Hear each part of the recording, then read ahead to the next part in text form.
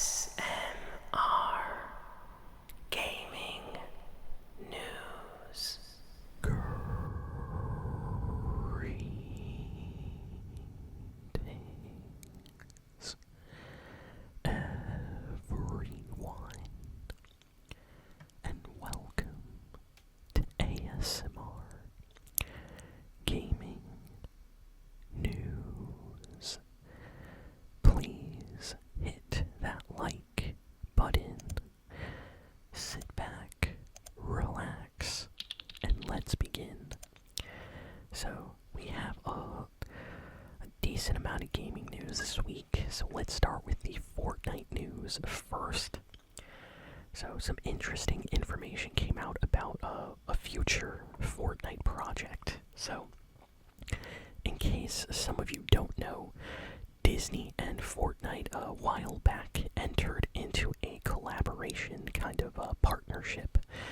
Disney basically invested a lot of money into Epic Games, and Epic Games basically told Disney, like, hey, we're going to do a lot of Marvel and Star Wars collabs, which they have been doing, and they will basically help and create a special Fortnite cross-Disney mode that we don't know what it's going to be, but they are working on it right now.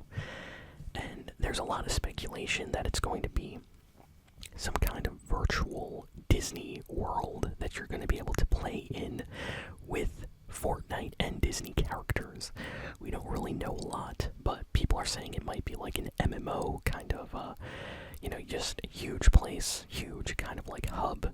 That's like a Disney World area that you can go with your friends, maybe go on some rides as Fortnite characters or Disney characters. They can have events, things like that.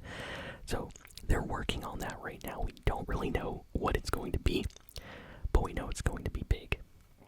So Fortnite this week revealed two things, and this came out by people kind of leaking information. So this is not officially announced by Epic or Disney. So the first thing is apparently there's going to be a story mode. So this Disney and Fortnite crossover that they're doing is going to have an emphasis on like a single player story mode.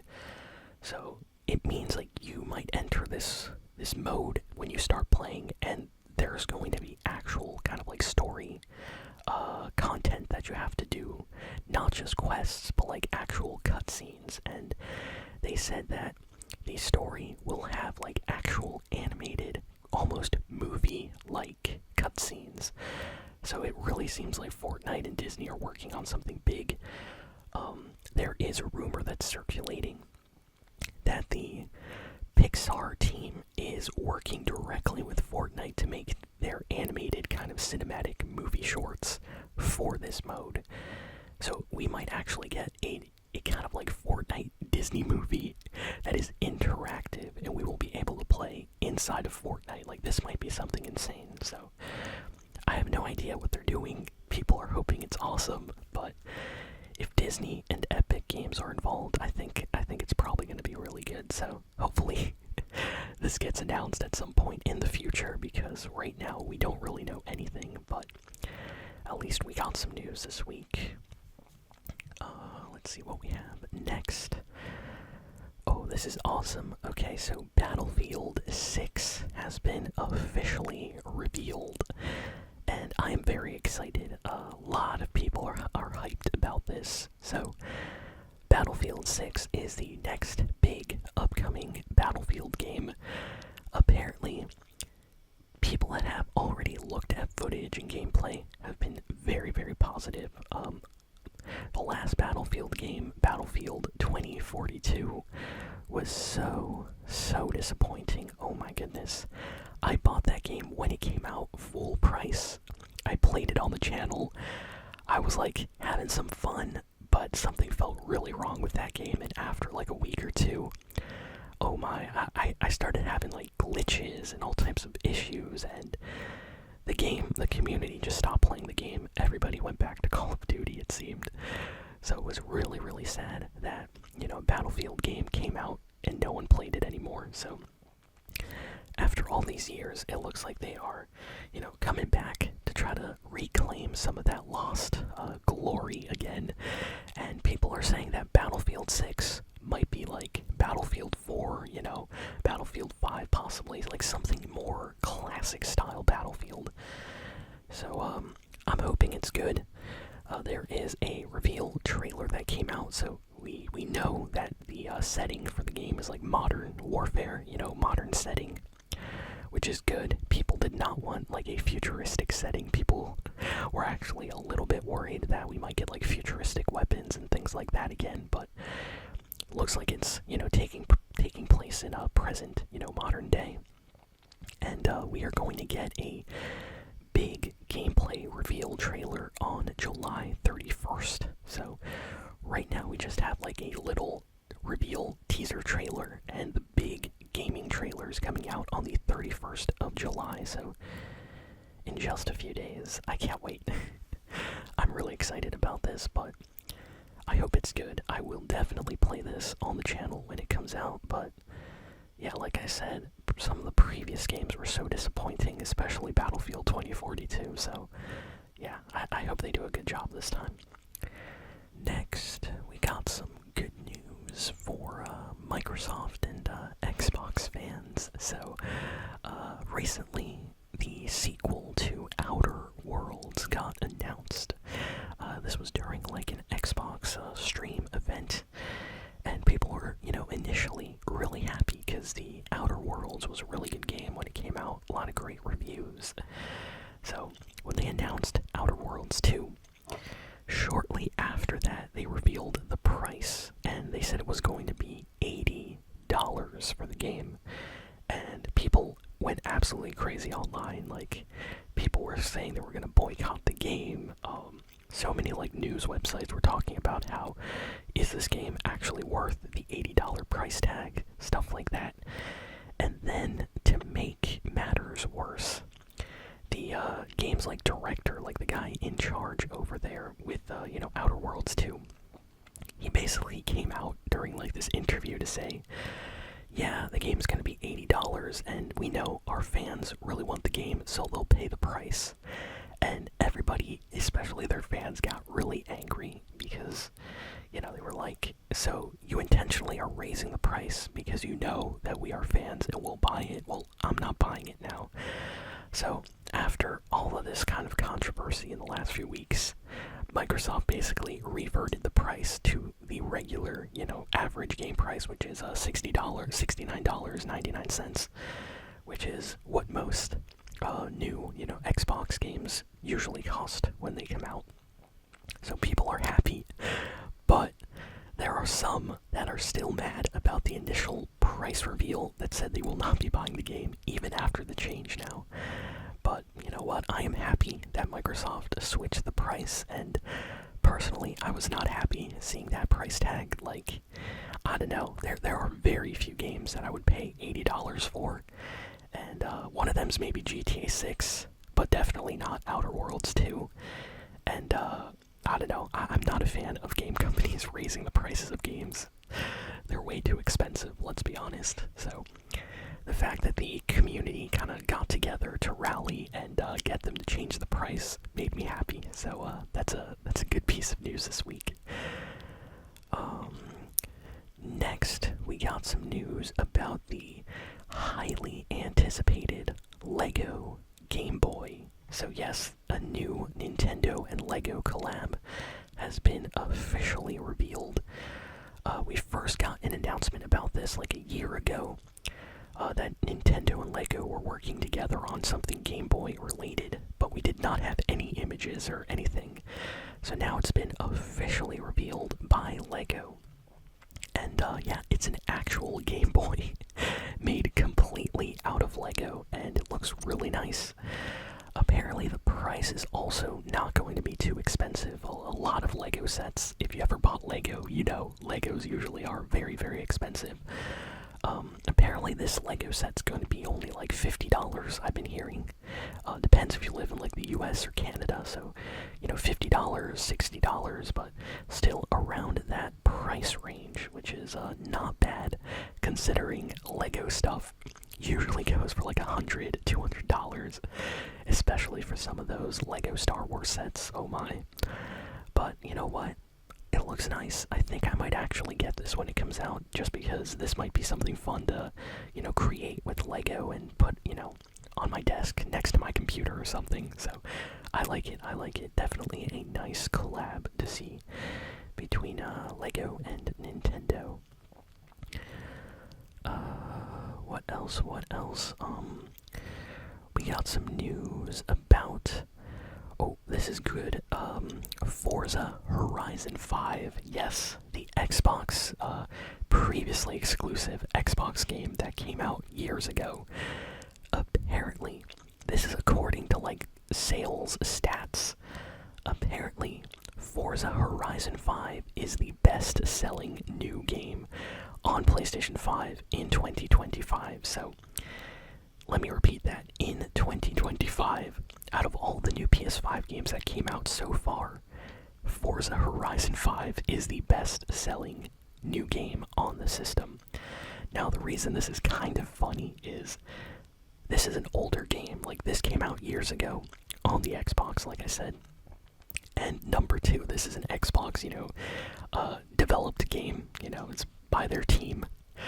And the fact that it's like high in the charts on PS5, I think just shows just how good this game is. Like, so many people never played a Forza game before, so now that they finally can play it on PlayStation, it looks like everybody is getting this game and playing it. So I'm happy. I love the Forza games, and this one is definitely worth playing, so I'm very happy it's doing well. But I think, later this year, of course, games like Ghost of Yoti and some others may possibly, end up being the best-selling games on PlayStation 5. But still, best new game. That's so funny. I wonder what Sony thinks about that. They have to be saying something when they notice, an Xbox game like Forza Horizon 5 is selling so well on the system this year. So definitely happy for that development team that worked on that game. They made a great game with Forza Horizon 5. I should probably play that on the channel at some point too. I own that game on my Xbox. Really, really fun game to play. Next, we have some news about Splitgate 2. So things are not going good for Splitgate 2. In fact, they just announced, the developers for the game just announced that they are kind of closing down the game and they're going back to beta. They had to close the server for the original Splitgate 1, and apparently some people lost their jobs at the company, and this is all because Splitgate 2's launch did not go as planned.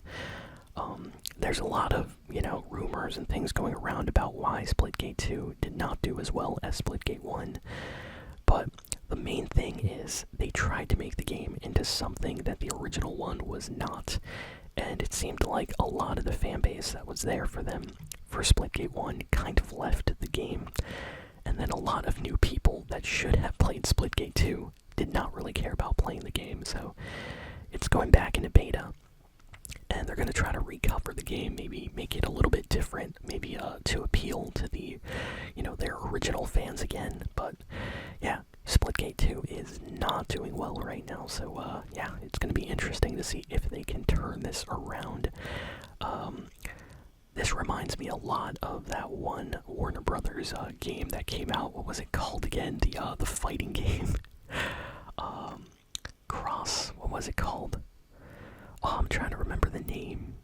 Multiverses. Yeah, Multiverses.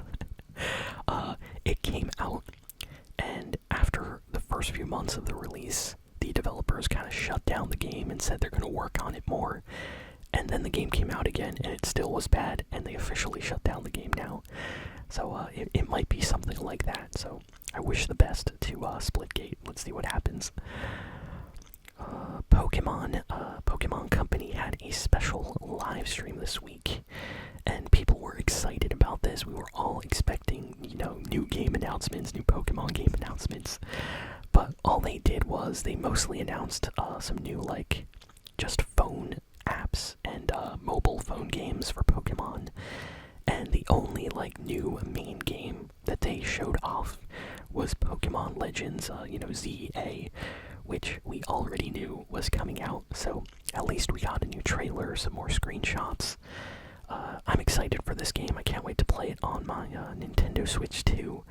But I have to say, I'm a little bit disappointed we didn't get any announcements for more Pokemon stuff. Like, I don't know, was a little bit disappointing for Pokemon fans out there. I saw a lot of negativity online after that. Let's see. Next, we got some news about the upcoming PlayStation 5 exclusive game, Ghost of Yoti. So, they basically said that the amount of time that it took most players to beat Ghost of Tsushima is around the same amount of time that it will take to beat Ghost of Yoti. So they tried to make the game around the same size. So in terms of like scope, the amount of like missions and just the size of the world, they said they tried to make it very similar to Ghost of Tsushima. They did not want to overwhelm players with like an enormous world, like double the size, or make it much smaller, so then people would kind of be like, hey, why did the first game have a bigger, area to explore?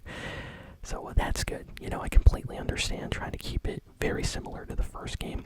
I personally like that, so can't wait for this game to come out, and I hope it does really, really well on PS5.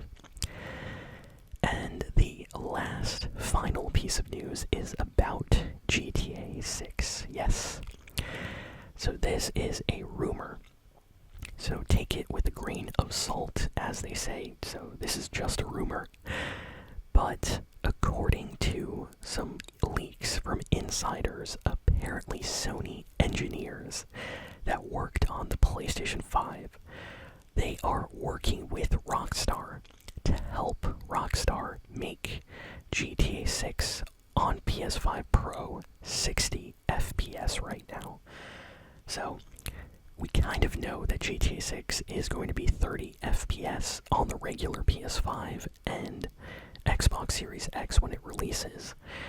Usually, when a new GTA game comes out, it always runs at like 20 to 30 FPS just because the game is so demanding with, all the textures and stuff. So that's already kind of expected.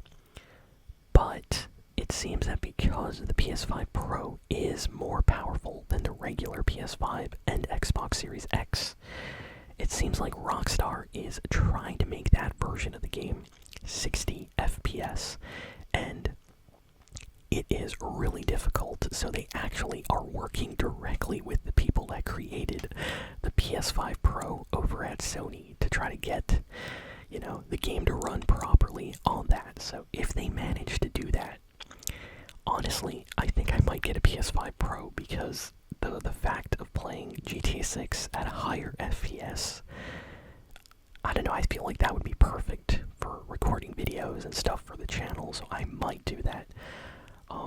Higher FPS is always like, just worth it in my opinion. Even more than like 4K or 8K, graphics or things like that.